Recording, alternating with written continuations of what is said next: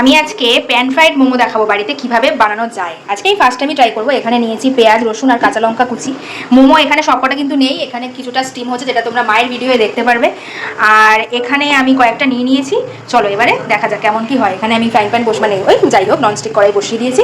এবারে এর মধ্যে দেবো তেল। দোকানে তো আমি দেখেছি যে মোমো আগে করে নেয়, সেদ্ধ করে নেয়, তারপরে ফ্রাইটা করে, প্যান ফ্রাই যেটা।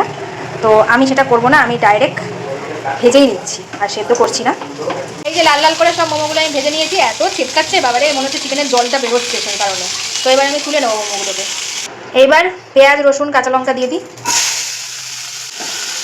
হালকা করে প্রথমে একটু ভেজে নিই, এগুলো সব হালকা ভেজে নিয়েছি। এবার এক এক করে দিয়ে দিচ্ছি সব। প্রথমে দিলাম ভিনেগার, তারপর দিচ্ছি সয়া সস, দিচ্ছি টমেটো সস, দিচ্ছি সুইট অ্যান্ড স্পাইসি কিচেনের সস, দিচ্ছি চিলি সস।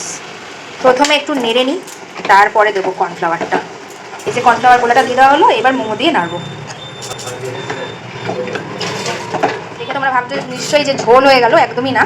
মোমোটা দেবো মানে চিকেনটা সেদ্ধ হওয়ার ব্যাপার আছে, তারপরে এই ময়দাটাও সেদ্ধ হওয়ার ব্যাপার আছে। আমি তো আগে সেদ্ধ করে নিই নি, সেই কারণে জলটা একটু দিলাম।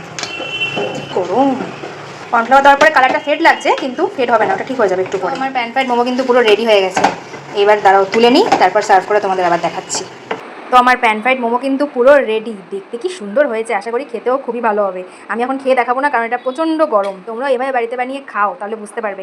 আর হ্যাঁ, মাঝখানে কিন্তু আমি চিনিও দিয়েছি, টেস্ট মতন চিনিটাও অ্যাড করতে হবে, সেটাও তোমরা অ্যাড করে নিও। হ্যাঁ।